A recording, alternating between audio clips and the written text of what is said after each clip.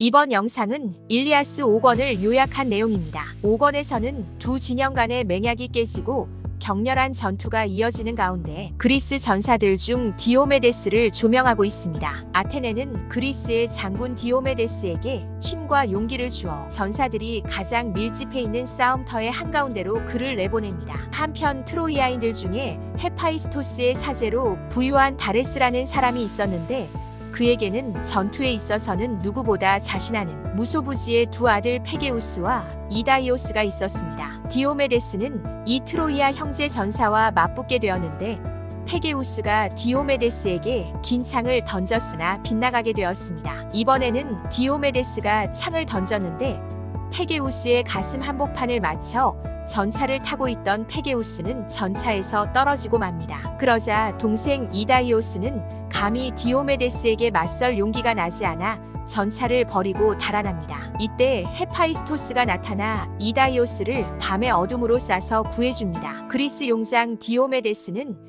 이 두 형제가 타고 있던 전리품인 전차를 전우들을 시켜 그리스 진영으로 끌고 가게 하고 자신은 계속 전투에 나섭니다. 아레스가 전쟁에 관여하려 하자 아테네가 그를 유인해 싸움터에서 데리고 나갑니다. 그리스군 메리오네스는 트로이군 페레클로스를 죽였는데 페레클로스는 손재주가 뛰어난 인물로서 파리스가 헬레네를 납치해 온 배도 그가 만들었다고 합니다. 이렇게 전투는 격렬하게 전개되고 있습니다. 그리스 용장 디오메데스는 어느 편인지 알 수 없을 만큼 종횡무진 전투를 하고 있습니다. 그러자 트로이의 명궁 판다로스가 디오메데스를 향해 화살을 쏘았고 디오메데스의 가슴바지를 맞춥니다. 디오메데스의 가슴바지가 피로 물듭니다. 판다로스는 트로이 전사들에게 디오메데스가 자신의 화살을 맞아 오래 견디지 못할 것이라고 뽐내며 말합니다. 디오메데스는 동료 전사 스테넬로스에게 자신의 어깨에서 화살을 뽑아달라고 하였고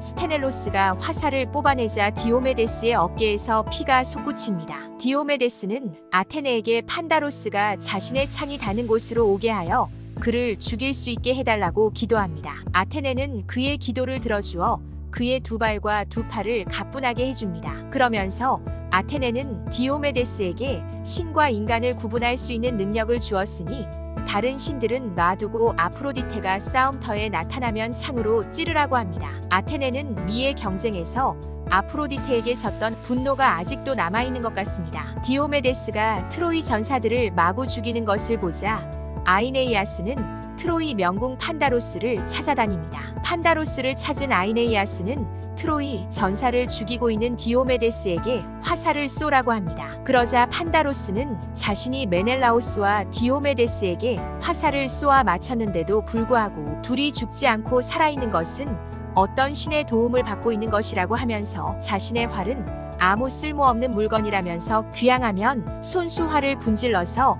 불 속에 쳐넣겠다고 말합니다.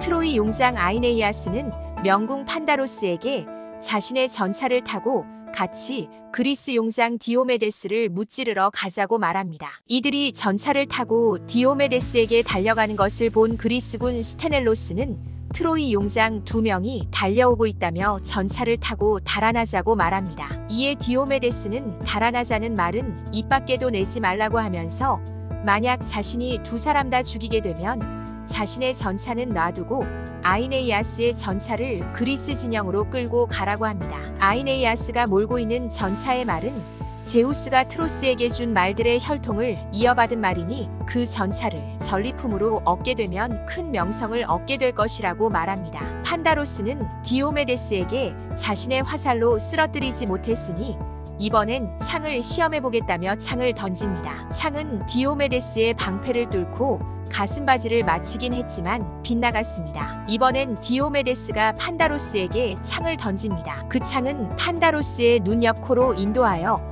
하얀 이빨들을 꿰뚫게 되었고 그가 쓰러지자 말들이 놀라 옆으로 뜁니다. 판다로스가 죽자 아이네이아스는 판다로스의 시체를 지키기 위해 긴 창을 들고 전차에서 뛰어내립니다. 이를 본 디오메데스는 돌덩이를 들어 아이네이아스에게 던졌고 아이네이아스는 절구가 부서지고 두 힘줄이 끊어졌으며 살갗도 찢어집니다. 이때 아이네이아스의 어머니인 아프로디테가 나타나 주름 가득한 찬란한 의상으로 날아오는 무기들을 막아내어 싸움터에서 사랑하는 아들을 데리고 나갑니다. 스테넬로스는 디오메데스의 지시대로 훌륭한 전리품인 아이네이아스의 전차를 그리스 진영으로 끌고 갑니다. 아프로디테를 발견한 디오메데스는 아테네의 지시대로 그녀를 창으로 찔렀고 아프로디테는 손끝에서 손목 위 살 속으로 찔려서 영액이 흘러나옵니다. 아프로디테는 부상으로 아이네이아스를 떨어뜨리게 되었고 아폴론이 나타나 아이네이아스를 받아줍니다. 아폴론이 신에게 도발하는 디오메데스를 꾸짖자 디오메데스는 조금 뒤로 물러났고 그 사이 아폴로는 아이네이아스를 페르가모스에 데려다 놓습니다. 아르테미스는 성체 안의 성소에서 아들 아이네이아스를 치료해 주었고 아폴로는 아이네이아스의 허상을 전사들 사이에 만들어 놓습니다. 그리스군은 진짜 아이네이아스인 줄 알고 허상의 방패를 난자합니다. 아폴로는 아레스에게 디오메데스를 싸움터에서 끌어내라고 부탁합니다. 그러면서 디오메데스가 신들에게도 도발한다고 하면서 나중에는 제우스하고도 싸우려 하겠다고 비난합니다. 아레스는 트로이군의 아카마스의 모습을 하고 싸움터에서 트로이군들을 격려합니다. 그는 용장 아이네이아스가 쓰러졌으니 빨리 힘을 내어 아이네이아스를 구하자고 트로이군들을 독려합니다. 이때 트로이 동맹군 사르페돈이 헥토르에게 싸움에서 미온적이라고 비난하면서 자신은 약탈할 것도 없는 싸움터에 동맹군으로 와서 싸우고 있다고 불만을 토로합니다. 이 말은 헥토르를 자극했고 헥토르는 돌아다니며 전사들을 격려했고 무시무시한 혼전을 불러일으킵니다. 아이네이아스는 회복하여 싸움장에 나타났고 아이네이아스를 본 트로이 전사들은 모두 기뻐합니다. 그리스군 용장 디오메데스와 두 아이아스, 오디세우스는 트로이 전사들의 맹렬한 공격에도 아랑곳하지 않고 싸움터를 지킵니다. 그리스 총대장 아가멤논은 진중을 돌아다니며 전사들에게 이런 말로 격려합니다. 친구들이여, 사나이답게 행동하고 마음속으로 용기를 내시오. 격렬한 전투에도 서로 남 앞에서의 체면을 존중하시오. 체면을 존중하는 자들은 죽는 자보다 사는 자가 더 많을 것이나 도망치는 자들에게는 명성도 구원도 없을 것이오. 아레스는 아이네이아스가 그리스 용장 메넬라오스를 공격하게 하려고 했으나 현명한 원로 네스토르의 아들 안틸로코스가 메넬라오스를 걱정하여 그의 옆에 서자 트로이 용장 아이네이아스는 그들과 맞서기를 포기합니다. 이때 헥토르와 트로이의 강력한 전사들이 소리 지르며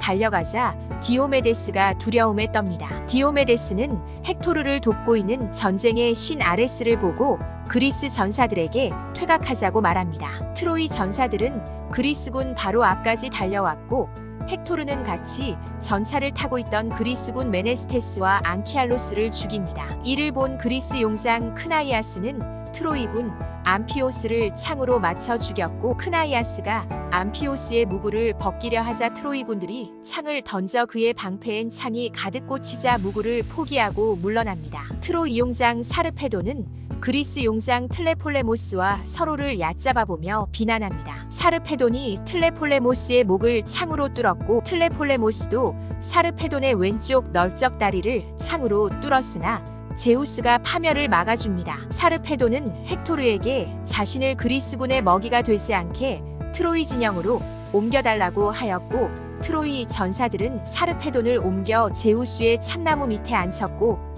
펠라곤이 사르페돈의 넓적 다리에서 창을 뽑았습니다. 사르페돈은 죽음을 맞이하는 듯 했으나 북풍의 입김이 꺼져가는 그의 목숨에 다시 생기를 불어넣습니다. 그리스군들은 트로이군 사이에 아레스가 있는 것을 알고 계속해서 뒤로 물러섭니다. 헥토르가 그리스군을 죽이는 것을 보자 헤라는 아테네를 시켜 트로이 편을 들고 있는 아레스를 치게 합니다. 헤라는 목소리가 큰 스텐토르의 모습을 하고 물러서는 그리스 전사들을 꾸짖습니다. 부끄럽지도 않은가 아르고스인들이여, 외모만 멀쩡하지 수치스럽고 보잘것없는 자들이여, 고귀한 아킬레우스가 싸움터에 나와 있는 동안에는 트로이아인들은 감히 다르다노스 문 밖으로 나온 적이 없었소. 그의 강한 창이 두려웠기 때문이오. 그런데 지금은 그들이 도시에서 멀리 나와 속이 비남선들 옆에서 싸우고 있지 않은가. 한편 아테네는 판다로스의 화살에 맞은 상처로 괴로워하고 있는 디오메데스에게 갑니다. 아테네는 디오메데스에게 아버지 튜데우스만 못하다고 나무랍니다. 이에 디오메데스는 아테네가 오직 아프로디테만 공격하고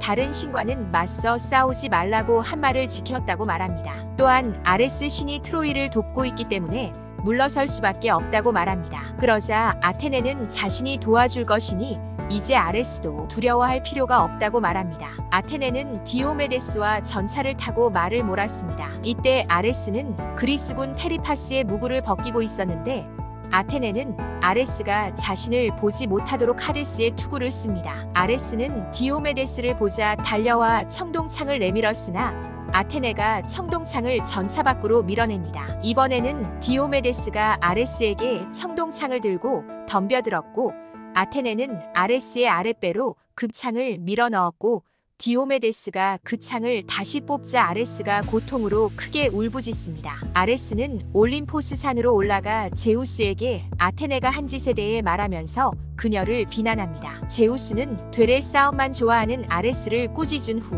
하이안을 불러 치료하게 해줍니다. 이때 아레스를 제지한 헤라와 아테네도 제우스의 궁전으로 돌아옵니다. 일리아스 5권에서는 그리스 용장 디오메데스의 활약과 그리스 두 진영의 용장들이 격렬하게 싸우는 장면을 볼 수 있었습니다. 이상 일리아스 5권을 요약한 내용이었습니다.